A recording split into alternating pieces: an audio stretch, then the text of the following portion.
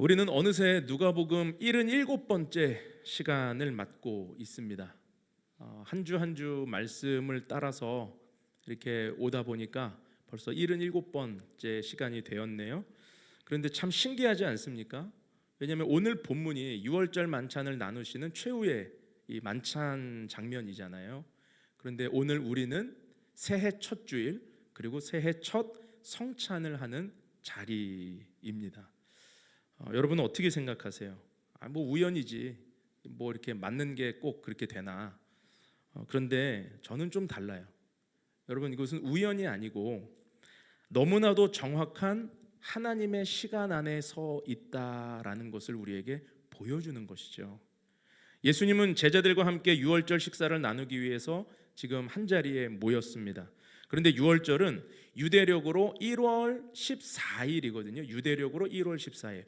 그리고 출애굽기 12장을 보면 유월절이 제정될 때 하나님이 뭐라고 말씀하셨냐면 이렇게 말씀하셨어요. 12장 2절에 이 달을 너희에게 달의 시작 곧 해의 첫 달이 되게 하고, 그러니까 유월절이 있는 그 달을 해의 첫 달이 되게 하겠다, 새해가 되게 하겠다, 이렇게 말씀을 하셨다라는 거죠.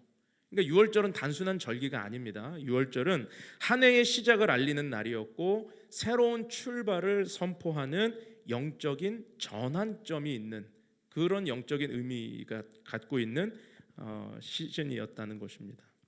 여러분, 지금 우리 주일 말씀의 흐름과 교회의 시간과 여러분의 삶의 시간이 바로 오늘 이 본문에서 만나고 있는 거예요.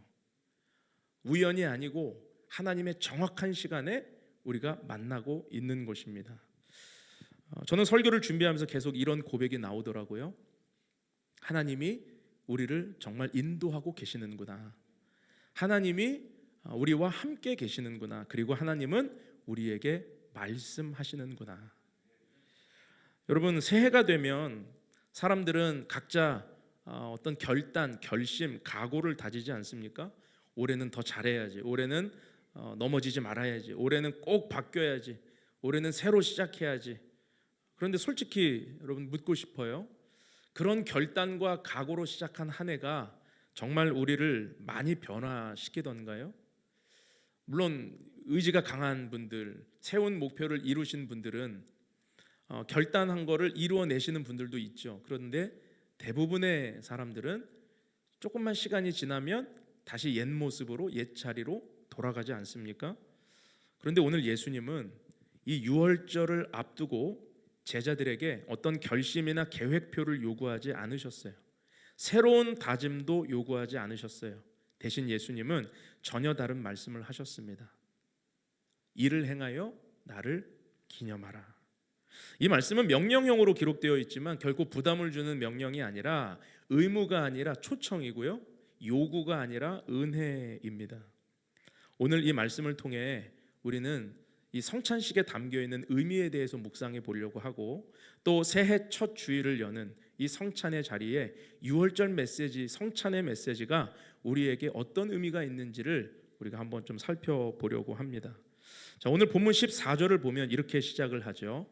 때가 이름에 예수께서 사도들과 함께 앉으사. 때가 이렇다, 때가 이르렀다. 이 때가 언제입니까? 배고픈 때입니까? 식사 때입니까? 단순히 식사 때가 아니고 이 때는 무슨 때를 의미하냐면 하나님의 구속 사역이 시작되는 때, 그 정해진 그 시간, 십자가를 향한 마지막 시간이 도래했다, 나타났다라고 하는 의미이죠. 예수님은 유월절 만찬이 끝나면 이제 곧 체포되실 것입니다. 역사상 가장 불의한 재판을 받으실 거예요.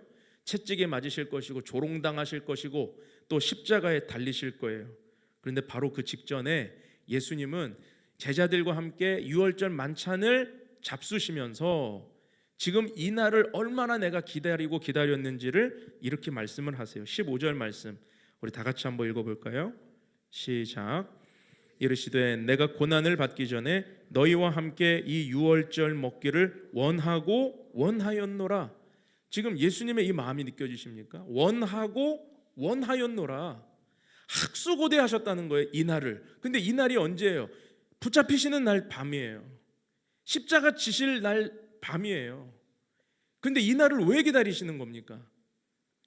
여러분, 예수님의 마음이 느껴지세요? 예수님은 십자가와 고난을 피하길 원하신 분이 아니에요. 겟세마네 동산에서 이 잔을 내게서 옮겨주십시오. 그러니까 예수님도 두려웠겠구나, 우리는 그렇게 생각하지만 그것이 아니라 예수님은 이 날을 기다리셨다는 거예요. 너희와 함께 식사할 이 날, 이제 곧 잡힐 거지만 나는 이 날을 기다렸다. 헬라어 원문을 보면 간절히 몹시 사모했다라는 뜻입니다. 예수님은 제자들과 바로 이 날을 기다리셨다는 거예요.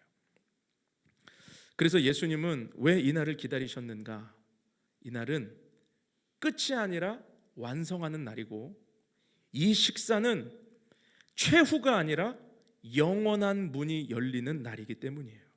그래서 예수님은 16절에서 이렇게 말씀하시는 것입니다. 이 유월절이 하나님의 나라에서 이루기까지 다시 먹지 아니하리라. 무슨 말입니까? 지상의 마지막 유월절 만찬이 지나야 하늘의 영원한 유월절 만찬이 시작된다라는 것을 보여주시는 거예요. 예수님은 십자가 위에서 속죄 제사를 드려지고 나면 이 최후의 만찬은 곧 영원한 만찬이 되는 것이기 때문입니다. 그래서 예수님은 이 식탁을 원하고 또 원하셨다. 왜냐하면 새 언약을 주시기 위해서입니다. 자, 그렇다면 여러분, 예수님이 이토록 사모하셨던 이 식탁의 자리가, 이 은혜의 자리가 제자들에게 이 자리에서 무엇을 가장 남기길 원하셨을까? 한번 생각해 보시기 바랍니다. 그토록 원하셨다면 예수님은 무엇을 남기길 원하셨는가? 무엇을 그들에게 주기 원하셨는가? 십자가의 의미를 설명하기 위해서요? 아니면 교회의 미래가 어떻게 될지 예언하기 위해서? 아니면 각오와 결단을 요구하는 말씀을 위해서? 그렇지 않습니다. 오늘 본문을 보면 예수님은 어떤 설명을 하시기보다 기억을 남기기 위해 행동을 하세요. 왜냐하면 우리가 시각으로 본 것은 더 오래 기억되잖아요. 말로 들은 것보다 행동으로 본 것은 더 오래 기억되지 않습니까? 그래서 예수님이 행동을 하세요. 어떤 행동을 하시죠? 떡을 가져다가 감사 기도를 하시고 떡을 떼시고 제자들에게 나누어 주십니다. 말없이 그 행동을 먼저 보여주시는 거예요. 떡을 가져다가 감사 기도하시고 떼시고 나누어 주셨다. 이것은 너희를 위하여 주는 내 몸이라, 이를 행하여 나를 기념하라 그러셨어요. 여러분, 여기서 우리는 예수님의 의도를 분명하게 볼 수 있습니다. 예수님은 마지막 순간에 어떤 설명보다 분명한 기억을 남기셨다. 여러분, 이것이 오늘 우리가 첫 번째로 붙들어야 될 메시지입니다. 예수님은 마지막 순간에 설명이 아니라 기억을 주기 원하셨다는 것입니다. 예수님은 십자가 신학 강의를 하려고 제자들을 부르신 게 아니었던 거예요. 단순한 행동을 하시면서 19절 말씀처럼 이것은 내 몸이냐, 너희를 위하여 주는 내 몸이라, 이를 행하여 나를 기념하라. 이것을 기념하라, 기억하라 라고 말씀하신 거죠. 여러분, 기념하다라고 하는 뜻이 무슨 뜻일까요? 과거를 추억하는 것이 아닙니다. 성경에 나오는 기념한다라고 하는 이 말의 의미는 과거를 추억하는 게 아니라 과거의 사건을 지금 내 삶에 불러오는 거예요. 다시 말하면 이 일이 지금 너희 삶 속에 영원히 살아 움직이게 하라라는 말씀인 것입니다. 내가 지금 너희에게 보여주는 이 모습이, 이 행동이, 이 예식이, 이 식사가 너희의 삶에 영원히 살아 움직이는 메시지가 되게 하라라고 하는 것이죠. 여러분, 우리는 이 기억이라고 하는 단어를 굉장히 가볍게 생각할 때가 많습니다. 그런데 사람은 무엇을 기억하느냐에 따라 달라지거든요. 사람의 인생을 바꾸는 것 중에 하나가 기억입니다. 어떤 사람은 하나님의 은혜를 기억하며 삽니다. 오늘의 현실보다 하나님이 나에게 베풀어 주신 은혜가 얼마나 컸는지를, 그거를 기억하면서 오늘을 이기고 내일을 계획하는 분들이 있어요. 그런데 어떤 분은 과거의 상처와 또 실패와 마음의 쓴뿌리를 기억하며 살아가는 사람이 있어요. 하나님의 은혜를 기억하며 사는 사람과 상처와 실패를 기억하며 사는 사람은 다를 수밖에 없을 것입니다. 여러분은 무엇을 기억하며 살고 계십니까? 여러분의 기억은 무엇에 향하여 있으십니까? 하나님의 은혜입니까? 아니면 실패와 상처입니까? 혹시라도 작년에 못했던 것, 무너졌던 순간, 또 상처받았던 일, 지켜내지 못한 결심, 부끄러운 나 자신에 대한 기억들이 오늘 우리의 발목을 붙잡고 있다면 여러분, 오늘 이 시간부로 그런 상처에 대한 기억을 다 주의 이름으로 끊어버릴 수 있기를 축복합니다. 우리의 기억이 주님의 은혜를 향하여, 그리고 나를 위해 찢기시고 흘리신 그 십자가의 구속을 향하여 우리의 기억이 날마다 향해 있을 수 있기를 축복합니다. 그래서 예수님은 나를 기념하라고 하시는 거예요. 여러분, 신앙은 결심의 문제가 아니라 방향의 문제입니다. 결심의 문제가 아니라 방향의 문제예요. 어떤 방향? 기억의 방향. 오늘 우리가 무엇을 기억하느냐에 따라서 우리의 신앙은 완전히 달라지게 되는 것이죠. 아무리 결심을 해봐도 새해가 시작돼서 결심하고 결단하고 끊어낼 것들 아무리 작정해도 내 기억의 방향이 상처에 머물러 있으면, 사람에 머물러 있으면, 어떤 한 사건에 머물러 있으면 여러분, 성장이 없는 거예요. 오늘 우리가 기념하고 기억해야 될 것은 예수님 방향, 예수님의 은혜로 여러분 영적인 한 해를 살아갈 수 있기를 축원합니다. 그런데 여기서 이제 한 가지 질문이 생기죠. 그렇다면 예수님이 남기신, 제자들에게 남겨주신 이 기억은 무엇을 하겠다는 이게 다짐에 대한 기억일까요? 아니면 예수님이 먼저 주신 선언에 대한 기억일까 하는 것입니다. 우리는 종종 성찬을 받으러 나올 때 다짐과 각오로 나오는 때가 참 많아요. 우리가 떡과 잔을 받을 때, 하나님, 내가 이제는 이렇게 살기를 원합니다. 내가 이제는 죄를 내려놓고 결단하기 원합니다. 물론 그런 결단의 고백은 좋은 것입니다. 그런데 우리가 성찬의 자리에서 결심과 결단하기보다 더 중요한 것은 이미 이루어 놓으신, 우리의 의는 전혀 들어가지 않은 하나님의 의가 담겨 있는 이 자리로 우리는 자격 없지만 초청받았다라는 믿음을 붙들어야 돼요. 여러분, 그것이 성찬에 담겨 있는 의미입니다. 오늘 말씀을 보십시오. 예수님이 떡과 잔을 제자들에게 나누실 때 너희 빨리 다짐해, 결단해, 나하고 약속해, 그렇게 안 하기로, 이렇게 체근하고 주시지 않았어요. 조건부로 주시지 않았단 말이죠. 그냥 이것은 너희를 위하여 주는 내 몸이라. 거기에 제자들의 의는 없습니다. 제자들의 자격은 없습니다. 제자들의 결심과 결단 위에 주신 약속이 아니었다는 것이죠. 여러분, 그래서 성찬의 방향이 굉장히 중요해지는 건데, 성찬은 나의 결심이 아니라 예수 그리스도의 보혈이라는 거예요. 여기서 두 번째 메시지가 이것입니다. 성찬은 나의 결심이 아니라 하나님의 열심을 확인하는 자리다. 우리 19절 말씀을 다시 한번 보시기 바랍니다. 이것은 너희를 위하여 주는 내 몸이라. 여기서 주어가 누구예요? 예수님이에요. 주어는 예수님이에요. 예수님이 내가 너희에게 내 몸을 준다, 내가 너희에게 준다는 거예요. 성찬의 주어는 언제나 예수님이에요. 그런데 우리가 성찬에서 생각하는 것은 내가 이렇게 살아야지, 내가 정결해야지, 내가 깨끗하게 준비되어야지 라고 하는 결단을 할 때가 참 많아요. 그러나 성찬의 중심은 우리의 준비가 아니라 하나님의 준비, 그리고 하나님이 다 이루어 놓으신 식탁 위에 우리가 나아가는 자리라는 것이죠. 여러분, 성찬은 하나님께 내가 다짐하고 약속하는 시간이 아니라 하나님이 내게 주신 언약을 기억하고 다시 붙드는 자리인 줄로 믿습니다. 성찬을 우리가 준비하면서 여러분, 많이 우리가 오해하고 헷갈리는 부분이 무엇입니까? 내가 깨끗하고 정결해야지만 이 성찬을 받기에 합당하다고 생각하는 데 있지 않으세요? 그래서 나는 늘 연약하고, 그래서 또 다짐해야 되고 새로워져야 되고, 그런데 여기에 오늘 우리의 의는 없다는 것이죠. 하나님의 열심으로 다 이루어 놓으신 자리입니다. 이사야 9장 7절에 보니까 마지막 부분만 보세요. 만군의 여호와의 열심이 이를 이루시리라 그랬어요. 이사야 9장은 한 아기가 우리에게 날 것인데 그의 어깨에는 정사를 메고 기묘자 묘사 전능하신 하나님이라, 그러니까 성육신 하실 예수님에 대한 말씀이잖아요. 그런데 7절에서 이 모든 일이 예수께서 왜 이 땅에 오시고 예수께서 십자가 지시고 고난 받으시고 부활하시는 모든 일이 하나님의 열심으로 이루시는 일이래요. 하나님의 열심으로. 로마서 5장 8절 말씀에 우리가 아직 죄인 되었을 때에 그리스도께서 우리를 위하여 죽으심으로 하나님께서 우리에 대한 자기의 사랑을 확증하셨느니라. 우리가 아직 죄인 되었을 때입니다. 여러분, 하나님의 열심은 우리가 죄인 되었을 때에 이미 이루어 놓으신 열심이에요. 그것을 우리에게 보여주는 것입니다.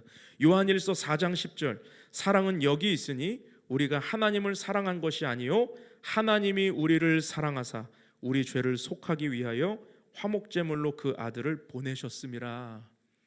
여러분, 우리가 하나님을 사랑한 것이 아니요 하나님이 우리를 사랑하셨음이라. 여러분, 믿으십니까? 우리가 하나님 앞에 나아간 것이 아니요 하나님이 먼저 찾아오시는 거예요. 하나님이 죄를 해결할 수 없는 우리 인생 가운데 먼저 찾아오심으로, 구원하심으로 우리를 초청하시는 것이죠. 여러분, 이 성찬을 깊이 경험하는 저와 여러분이 될 수 있기를 축복합니다. 그런데 여기서 우리는 본문을 다시 한번 정직하게 바라볼 필요가 있어요.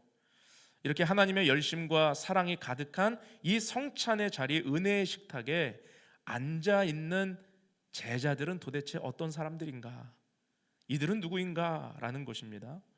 오늘 본문을 보면 식탁에 앉아 있는 제자들, 이들은 완전히 준비된 사람들이 아니었죠. 흔들릴 사람들이었고, 도망갈 사람들이었고, 넘어질 사람들이었고, 부인할 사람들이었고, 배신할 사람도 함께 있었다는 것이죠. 예수님은 그것을 모르고 식탁을 차려주신 게 아닙니다. 예수님은 그것을 모르고 지금 하지 않으셨어요. 아셨지만 식탁을 거두지 않으셨다라는 것이죠. 여기서 우리는 마지막 메시지를 보게 됩니다. 배신이 예고된 자리에도 예수님은 식탁을 거두지 않으신다는 거예요. 지금 예수님은 21절에 보니까 그러나 보라, 나를 파는 자의 손이 나와 함께 상 위에 있도다 그러셨어요. 나를 파는 자의 손이 나와 함께 상 위에 있도다. 다 아셨다는 거죠. 유다가 어떻게 행할지 아셨다는 거예요. 베드로가 3번 부인할 것을 아셨다는 거예요.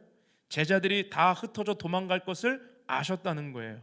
그럼에도 불구하고 예수님은 식탁을 멈추지 않으셨어요. 요한복음 13장을 보면 예수님이 이 마지막 만찬 자리에 다른 관점으로 우리에게 보여주는 것 중에 하나가, 유다도 있었고 다른 제자들도 있었는데 예수님이 그들의 발을 씻겨주시면서 끝까지 사랑하셨다는 말씀을 하십니다. 예수께서 그들을 끝까지 사랑하셨다. 예수님은 그들의 자격이나 그들의 조건을 보고 사랑하시는 것이 아니라 배신할 거 하셨고, 부인할 거 하셨고, 도망갈 거 하셨지만 끝까지 사랑하셨고, 이 식탁을 거두지 않으셨다는 거예요. 여러분, 오늘도 주님이 준비해 놓으신 이 식탁에 우리는 나아갑니다. 그런데 주님은 우리가 배신할 걸 아셔도, 넘어질 걸 아셔도, 부인할 걸 아셔도, 또 금신상에게 절할 걸 아셔도, 또 우상에게 우리의 마음을 빼앗기고 살 걸 아셔도 이 식탁을 거두지 않으신다는 거예요.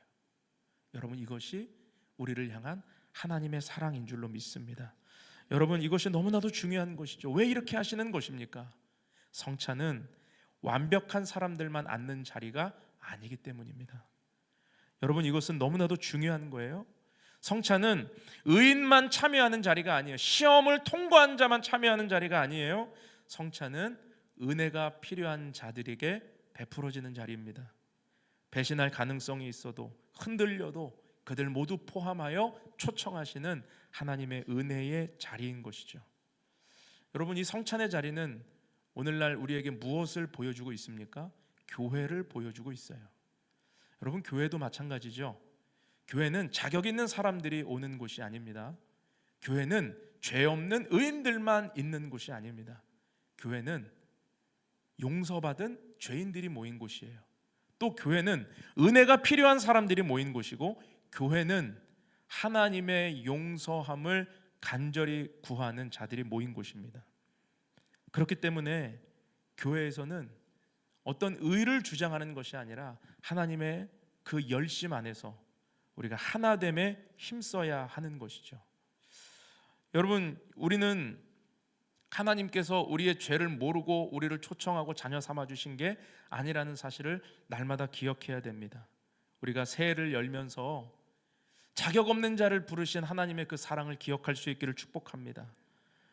나의 결심으로 한 해를 시작하지 마시고, 나의 어떤 열심으로 올 한 해를 내 의지로 시작하지 마시고, 오늘 하나님의 사랑으로 시작할 수 있기를 축복합니다. 그리고 하나님의 열심에 기대어서, 그분이 다 이루어 놓으신 그 하나님의 의에 기대어서 주의 몸과 주의 보혈로 올 한 해를 시작할 때 주님께서 이루어 주실 일을 기대하며 주님과 동행하는 한 해가 되기를 축복합니다. 특별 새벽 예배 기간인데요, 올해로 벌써 세 번째 특별 새벽 예배를 하고 있습니다. 너무 큰 은혜가 매일매일 이렇게 주어지고 있는데, 제가 보고 있는 은혜는 카페에서 성도님들이 막 3, 4, 5 모여가지고 간식을 나누고 왁자지껄 하면서 교제하는 모습을 보면 제 마음에 너무 기뻐요. 확실히 작년하고 좀 느낌이 달라진 것 같아요. 작년에는 제가 기도하고 나오면 몇 분 안 계셨어요. 그리고 간식도 남고 이렇게 카페가 잘 안 됐거든요. 세상에서 장사가 잘 될수록 망하는 카페가 우리 카페인데, 공짜로 주니까. 그런데 나오면 성도들이 막 이렇게 모여 있는 게 너무 기분이 좋아요. 왜냐? 사도행전적인 은혜가 바로 그것이기 때문이죠.